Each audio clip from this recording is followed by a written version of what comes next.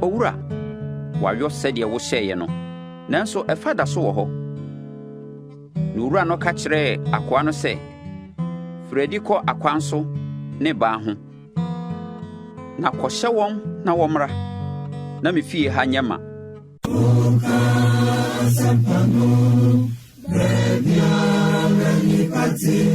Say in already Yesu Kristo and a can be to ho e kire yen o si adechie wo hoi e twase yen ye wo soma yen adwuma e fi semre bi riba onipa de sani untumi anya hwe e no kre ye kwa ye bai yen kwa enkuta yen nsam e ye nyame ene dani emre ene enkwa e de maye enu ti so ma de pa bi chien na ye tinkwamu a it is only wise and important say ye be twin na dwuma ho na ya twin na sempa tre ho na yetimi atwi akra e de won ama ono Kristo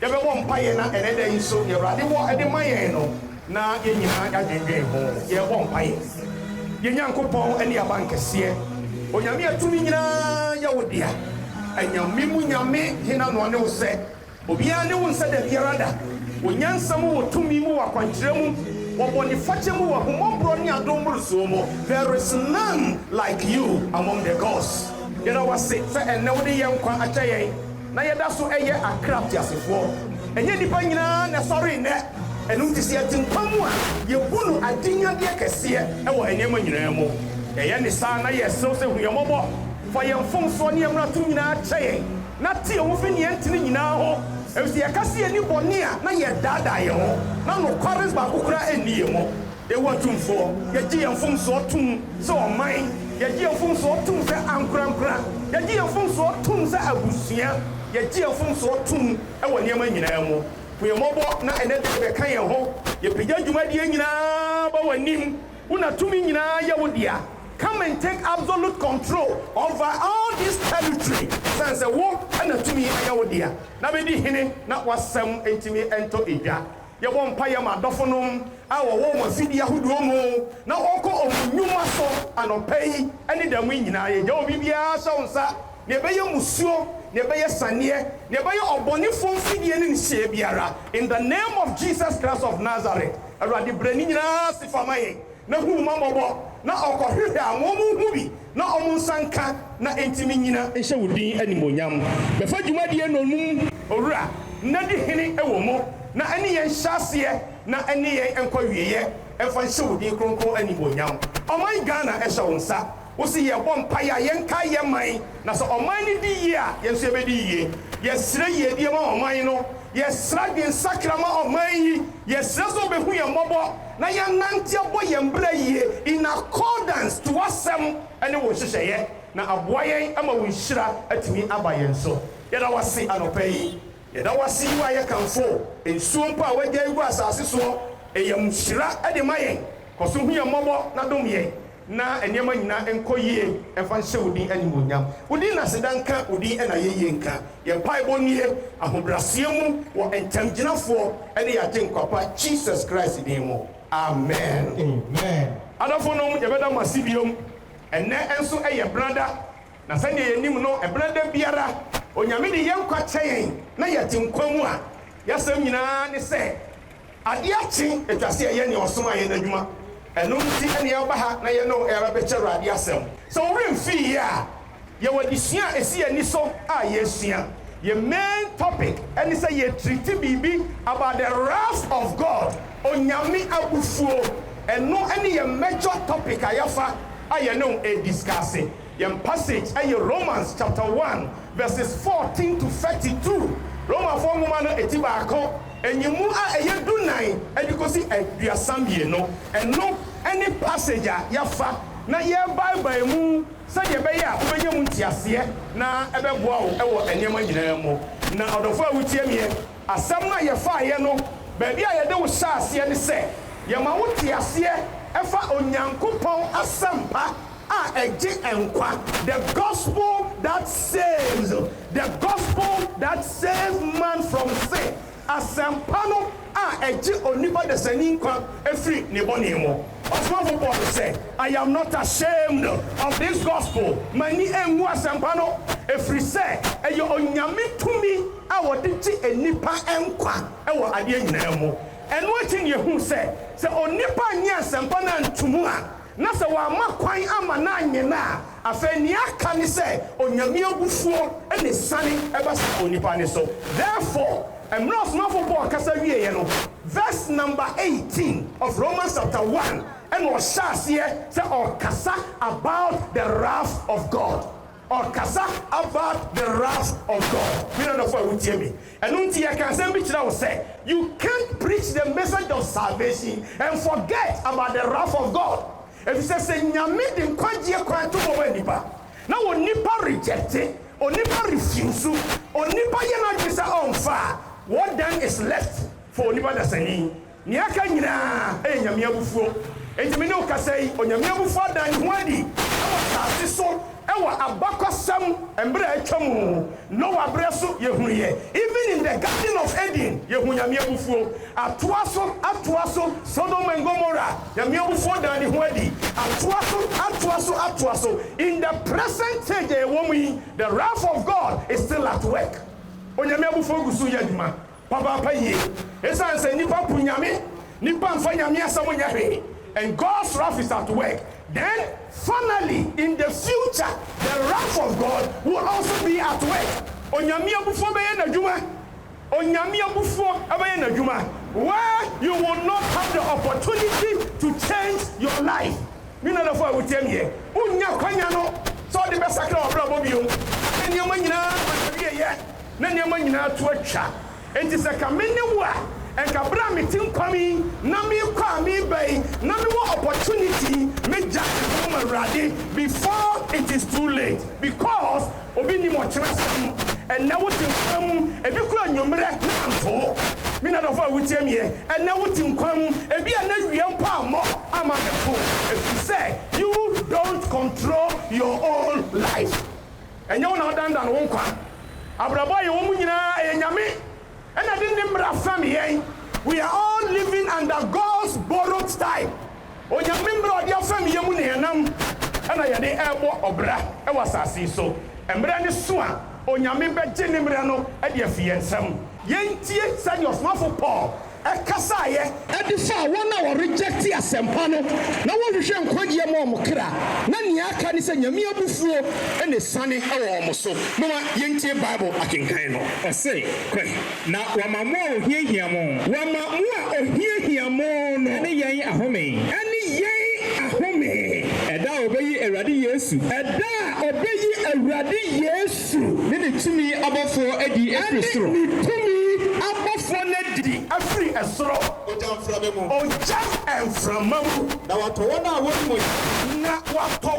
wonim onyankopon no na wantie ye na Awurade Yesu no ensampa no obeto mo re wono benya akatia eyeda oseye any dia wodi ayi won every onyankopon enim na hodi anim onyam eho odofo awutie me. This is a perfect summary of enyama mienu aye na oka ho asem. The gospel that saves, and in absence of that no one for nyaduma, then the wrath of God descends upon man. And the enyama mienu and a 2 Thessalonians chapter 1 7 to 9 eka e dia kyerɛ fasade ani tu trimo na entumi emwaye odofo awutie me. Question ebusa ye nyina ho ne say, what is the justification of onyankopon wrath? Why should God even have wrath for humanity? And then there was a nyame abufuo sane ediba onipa da sani eso. And also last week answer it is all because of the holiness and the perfectness of God. And as a result of Santino, onyame abufuo sane because he hates sin. He hates sin. Onyame chibone.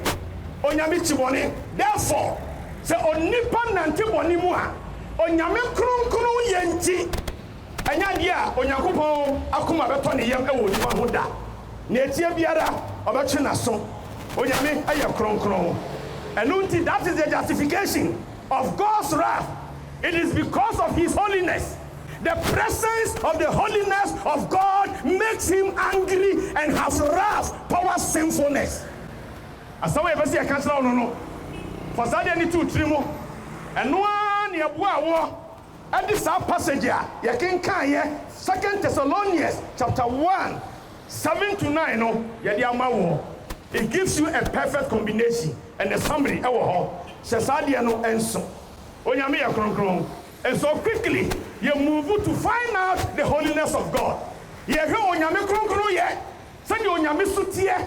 That is his nature.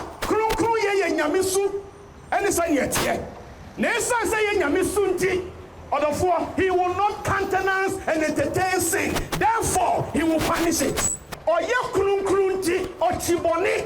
Nasa wo chiboni so dia and you be boni for re. He will punish sinners. We are trying to establish justification. Yen he habako. Yen kinkai. I say yes. Onyankopon wani wa ye kronkron. Entumi shaboni. Wani wa ye kronkron. Entumi nyeden. Entumi shaboni. Tieniye, because of the holiness of God, he hates sin. He hates unrighteousness. He hates every sinful behavior because of his holiness.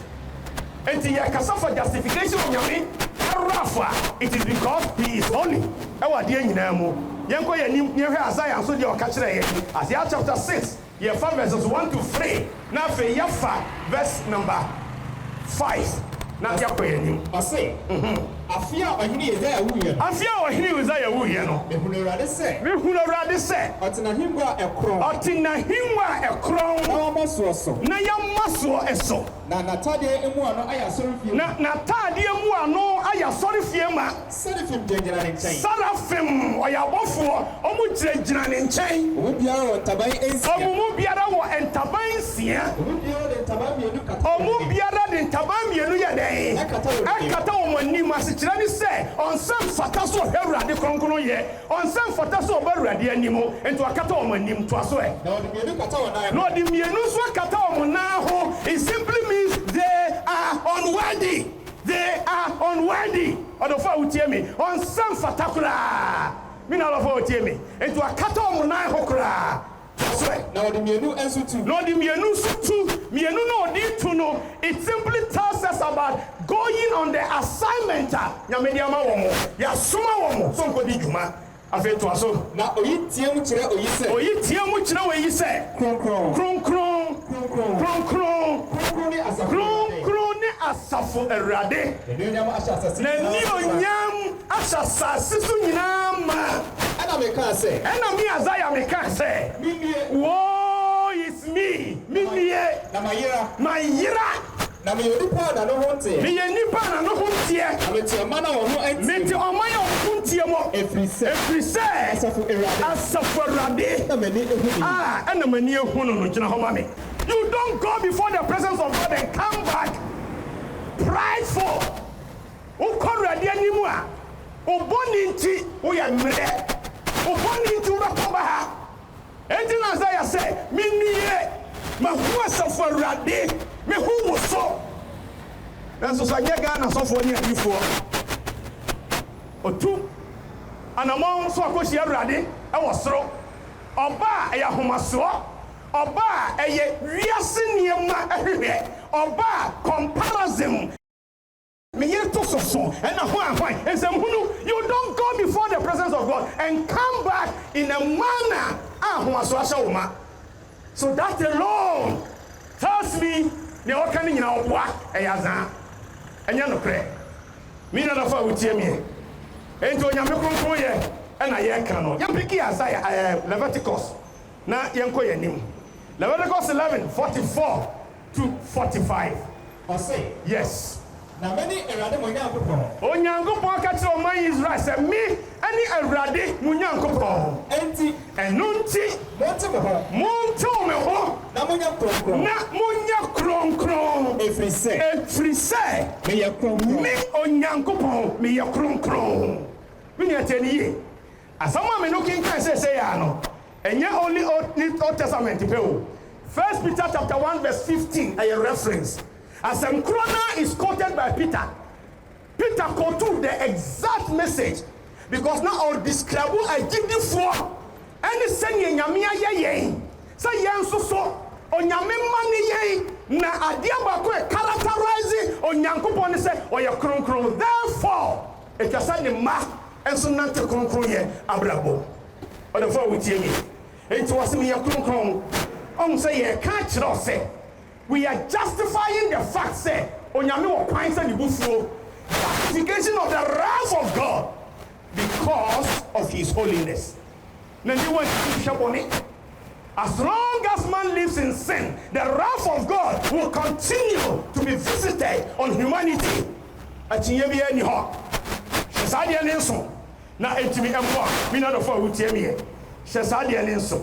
All right, after you move on,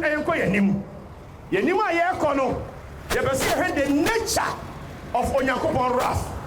Onyamia bufuo no sana ni sutie. Onyamia bufuo no etesai. What is the nature of Onyankopon wrath? And no, and I can tell you say. Sa wrath na yaka ho asem no. Onyankopon bufuo no, it is nothing but the wrath of abandonment. The wrath of abandonment. Onyame se wa punipa. Na bufuo mu wa gya nipa. God has abandoned man unto his own lifestyle. So no longer awaiting judgment. I want you to other far with me. And until you ever no so not yakaho asem na atumia. The wrath of abandonment. There were several passages, but we don't call Romans. Romans chapter 1. Your text I have from 14 to 32. You share the wrath of God based on the fact is said, when nipa person inside, he has abandoned man. Wapu nipa. Ajamo no kesana brabo. Unam ha. Na udin samfo. Na wabrabo funu. Na unam bonimu. Na waniaje. Now feel so proud. And sometimes you think that when you nyamibi na wo ya no. What nyamibi na wo bu na ase utuna se. Nyobe bia na wo ye. But little do you know that God had abandoned you. Onyame na apuwo tieniye. You cannot even reject God tieniye, but God will reject you. Onyankopon kasa will abandon you.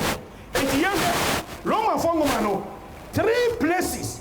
Romans chapter 1 verse 24. Romans chapter 1 verse 26. Romans chapter 1 verse 28. All these passages tells us say God has abandoned man to their own sinfulness, to their own sinful behavior. What can I say? No one says we are say kwa. But one person watching here, we are spiraling down onto destruction as a result of money. And that is because Onyame has abandoned man. Obezo who send here, if we are say kofa, we need to hear, if we are say Nyankopon apple, and we are manipa yen on kasape. Let's listen to the passages. Now into MY. Romans chapter 1 verse 24. I say there. I say, and unti. Oh Nyankopon jai nipa ma efi. Wanakuma akonomo. Se omu ni pedua mo da pa ewo momo. Tieniye. So the first point, Onyame abandon nipa. Romans 1:26. I say that Yenti Onyankopon jai nipa ma niwu akono.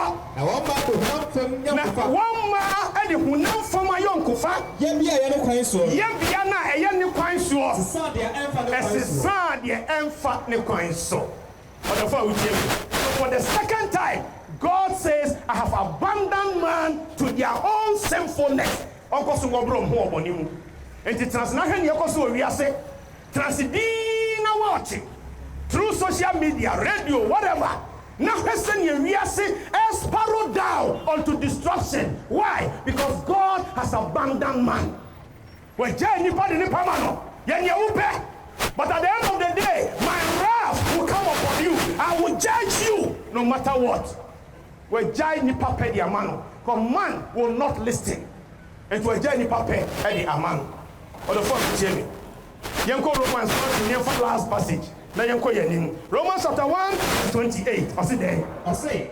Na sɛdeɛ nipa amu sɛ ɔbɛkura onyankopɔn ɛwɔ wɔn nimdeɛ mu nti onyankopɔn abandon them to a useless mind, a reprobate mind, a mindless mind, a stupid mind, a wasteful mind. Ɔkyɛ nipa ma ɔno ankasa sɛ wɔnyɛ nea mfra onye and semfata to any na say there are evidences to show so much proof to show say God has indeed abandoned man. And when you pay what bring who bonimo or bring who bonimo or bring who bonimo boni so ahu do bebe and anybody who shemu and why you wape and he think say oh you okay. No, it is not okay. It is not okay. A abandonment. Onyame na agya wo enu achi ene ye shas ye say ye man other examples of abandonment say the nyame pu nipa bi na so ma dwe on say onyame ka mo ho. The first example Samson. Judges chapter 16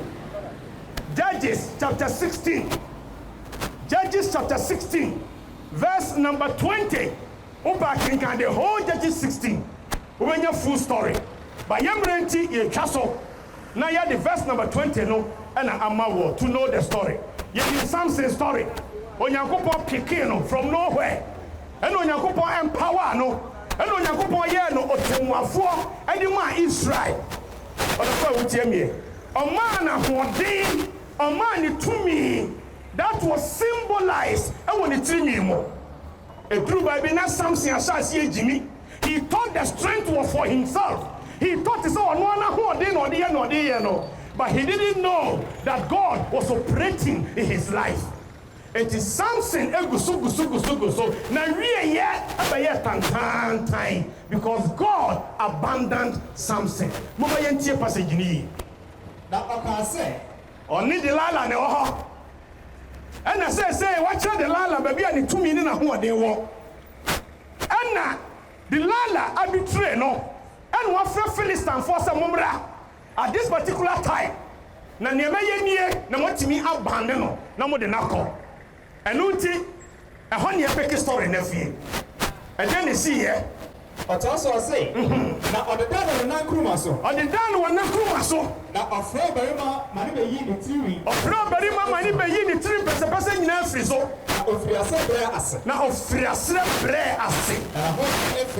ho di firi no koye. Na oka say. E no oka say. Philistine no osu o. The lala kasa ni o. Samson Philistine na ba osu o. Na oyani firi ni dem. Aha no nyani firi ni dem. Na ose. E no oka say. Me firi di say kan. Me firi di say first say na metie na. Na ma wo so me ho. Na ono die. Na so no ono die. Onim say. Awurade efiri no. Awurade ajai. Awurade apono. Awurade ajai ni mo. There are many people today who think God is with them, but He's not with them. Onyame nka ho. Ubegma your software. Ubegma your hwan. I don't care about that status. I don't care about your status. Onyankopon has abandoned you because of sinfulness. Samson is sorry. Maybe I was to second, you know. No much Philistine and Fonsa me was it, but he didn't know that God has abandoned him. No one knew. I was in where I was so Philistine was so no. I didn't see a to Nani. And you soon the near my sabasa. What of would tell me? Abandonment. God has abandoned man because of sinfulness. For suddenly to tremble. Samson thought he was still stronger. Samson thought God was still with him. But little did he know that God has abandoned him. No one knew. No one knew. Sorry, many people today, even in Christendom, think that God is still with them. But little do they know that He has abandoned them. because of their sinfulness. Bonia wa timuntra. Odia kukoduro ayo onhuso tinyamesom but hunamu and whatever dada but humaniwa onyankopon nim tibia wo mu he will abandon you. And Judges 16:20 no. Psalm 81 11 and 12. And so you are very informing at the maye. Psalm 81 and you engumano here you want baako and you do baako and go see a yet do me no yentie Awurade asem. We are looking at abandonment. Onyankopon abufuo ada ne ho adie no eda ne ho adi e wo po a wapo nipa no de nipa pasha ne nsa na nipa wo bring ho obone mu na wo ye nyono kasa pe na dwe ye ne se ne wo ye ni nyina no yes mia makoma mu ene ma ho de na me de ye but little ene onim se nyame wapo na dada nyame apple waiting for final wrath upon your life. Other for will tell me. And Psalm 81 11 and 12 was it there? Now so Mimma Israel anti Yemene. Na Israel am peneme. Let me tell him. And me jawam. Makuma di yemo. Nanti one hour cinema jina. Ama one ankasa nanti o mankasa di. Sinimu ejinaye I will see you know. Wow. I abandon them to walk in their own decisions. And next Sunday, man is walking in his own decisions, abandoning God. But you don't know that God has abandoned you. Onyame apo, odafo we tie me. As long as you te bonimo, onyame apo ye. Yes, sa nyama ne nso. Na entimi moaye. Na yenti onyankopon asem a wode amaye no ase. Me na do for a we tie me. There are several examples of Judges chapter 10, 13 to 15. Judges chapter 10, 13 to 15. Very interesting conversation. I also demonstrating the fact to say, Onyamia punipa, Onyami capacity so punipa, Onyamia bufo sani wonipa so, Nana bufo no is a bufo of abandonment. Where man is left to himself to do his own evil things, his own sinfulness. Where man is left to himself to spiral down to sinfulness and destruction. Onyamia puniba. And sometimes, what can I say? Now he said, "You are sick, and he said, you boni amini nipa, you num boni, you di boni, you nanti boni, you kasa boni, you dream boni, you da boni, you dream in another you boni kuto." Or the phone with me. And sometimes, it do be pa una mana usro, obi kura woni nda kete ba go so ukuna na wo yire. You are not too sure of the person. E hu aboyen, if it's a boni amini nipa, boni afa nipa koma enomum. Enti ehu abonipa. And God has abandoned us. Yenti Judges asem ni bio e wo ha. I say, namodie. Mo jami onyankopon ho. Akosum anyame foforo. Enti enunti. Mere nkoso me nyamu biam. Monko sufre nyame na mo anje wo watum. Awonje mo efiri ma huye hia bremo. Na onje mo firi ma huye hia bremo. Na Israel fo ka kire Awurade se. Na Israel fo ka kire Awurade se. Ya bone. Awurade aye bone. Wo de. Ye dia aye woni so. Ye ni opasa wo ye bia aye woni so. Ti enko aye kire. Ti aranko na ye pau chel se. Awurade chiyen because we are incapable of saving our own life. We can't save ourselves. Onipa ye mobo. Man at his best is like a dead person. Man at his best is more and nothing but like a dead person. What are you saying? Ya crack, ya kaba, ya ko jumaba, ya tukayaba, ya ko ye business aba, ya ko ye sayaba. Question, whether you come back or not, you have no idea. You have no idea because you don't control your life. Eyo nyame na dane da nipa nkwama no. onipa kura ne hwan wa ho de ya he odofo awutie mi he onipa ne hwan ede na wonim wonyansa kura ya he ede be na wonim na nipa punyame ana wafo no akasa kwan so ana nyame sama jaiwo ede wo ma efidie ane bonisu nyinara sparrow down in there na he nyo akasa wo pe odofo awutie mi he enunti am I really finished discussing? We are looking at the topic, the wrath of God. And we are saying that the wrath of God comes into effect when man rejects his plan of salvation. Onyame kwaje odi ato ama nipa no onipa po a ne akoko e ya bufuo. Onyame abufuo ene sane ba onipa so. Ma grace and Yemra